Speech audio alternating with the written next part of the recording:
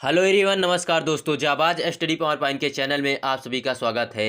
तो आइए आज हम फिजिक्स के मोस्ट 10 इंपॉर्टेंट क्वेश्चन जानने वाले हैं। तो पहला क्वेश्चन आज का आपके स्क्रीन पर दिया गया है। दंड चुंबक के संबंध में निम्नलिखित कथनों में से कौन सा एक कथन सही है।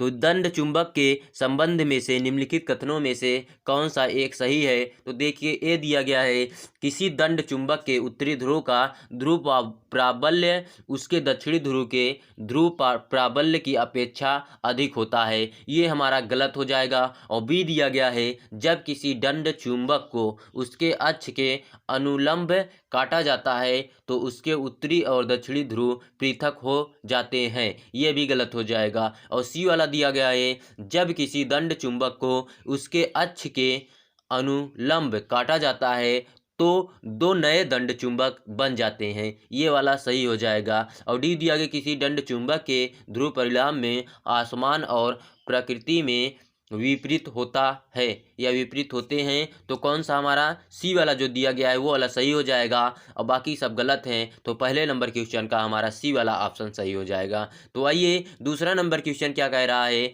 दिया गया है, किसी तार परिबद्ध मानक प्रतिरोधक में मैग्नीन या कांस्टेंटन का उपयोग होता है। इसका कारण क्या है। तो देखिए, किसी तार प्रतिबंध मानक प्रतिरोध में मैग्नीन या कांस्टेंटन का उपयोग होता है। इसका कारण है, इनकी प्रतिरोधकता इनकी प्रतिरोधकता ताप के साथ लगभग अपरिवर्तित बनी रहती है। इसीलिए जो तार प्रतिबंध मानक प्रतिरोध होता है उसमें मैग्नीन या कांस्टेंटन का उपयोग होता है। तो हमारे दूसरे नंबर क्वेश्चन का डी वाला ऑप्शन सही हो जाएगा। तो आइए तीसरा नंबर क्वेश्चन क्या कह रहा है। दिया गया है, किसी शुष्क सेल में विद्युत का उत्पादन किससे होता है। तो देखिए, किसी शुष्क सेल में जो विद्युत का उत्पादन होता है वह रासायनिक ऊर्जा से होता है। किससे होता है? रासायनिक ऊर्जा से होता है। तो हमारा तीसरे नंबर क्वेश्चन का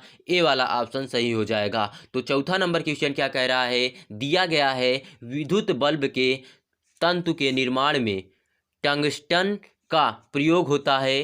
क्यों होता है?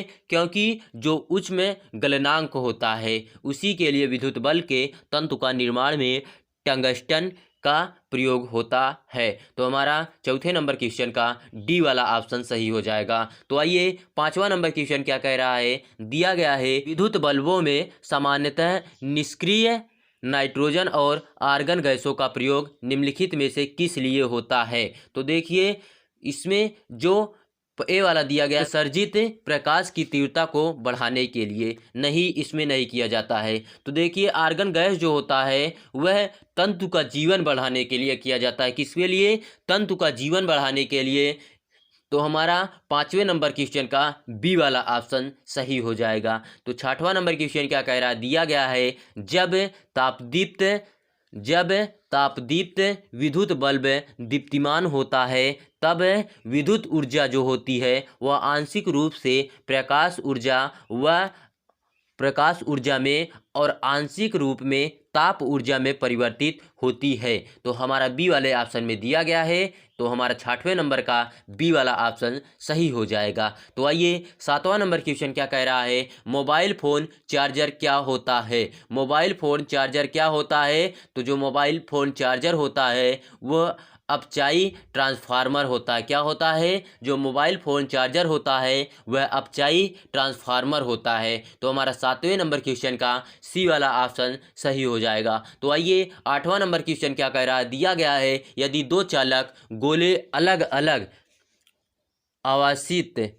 यदि दो चालक गोले अलग अलग आवेशित किए जाएं और फिर संपर्क में लाए जाएं तो दोनों गोले जो होती है वह संपूर्ण आवेश संरक्षित रहेगा। दोनों गोलों का संपूर्ण आवेश क्या रहेगा? संरक्षित रहेगा। तो हमारा बी वाले ऑप्शन में दिया गया है। तो 8वें नंबर क्वेश्चन का बी वाला ऑप्शन सही हो जाएगा। तो आइए 9वां नंबर क्वेश्चन देखते हैं। दिया गया है, चुंबकीय गुणधर्मों के आधार पर ऑक्सीजन का संबंध किससे है। चुंबकीय गुणधर्मों के आधार पर ऑक्सीजन का संबंध किससे है? तो जो चुंबकीय गुणधर्मों का आधार पर ऑक्सीजन का संबंध जो है वह अनुचुंबकीय पदार्थों से है। किससे है? अनुचुंबकीय पदार्थों से है। तो हमारा 9वें नंबर क्वेश्चन का सी वाला ऑप्शन सही हो जाएगा। तो आइए हम इसी के साथ इस वीडियो का लास्ट क्वेश्चन देखते हैं। दिया गया है वह युक्ति कौन सी है जो हमारे टीवी सेट, कंप्यूटर और रेडियो सेट में विद्युत आवेश के संग्रहण के लिए प्रयुक्त होती है? वह युक्ति कौन सी है जो हमारे टीवी सेट, कंप्यूटर और रेडियो सेट में विद्युत आवेश के संग्रहण के लिए प्रयुक्त होती है? तो संधारित्र जो होती है, क्या संधारित्र जो होती है वह हमारे टीवी सेट और कंप्यूटर और रेडियो सेट में विद्युत आवेश के संग्रहण के लिए प्रयुक्त होती है। तो हमारे लास्ट क्वेश्चन का सी वाला ऑप्शन सही हो जाएगा। तो देखिए दोस्तों कितना शानदार क्वेश्चन आप लोगों के लिए कराया गया। तो दोस्तों आप लोगों को इस वीडियो में लास्ट तक बने रहने के लिए धन्यवाद। Keep learning, keep growing.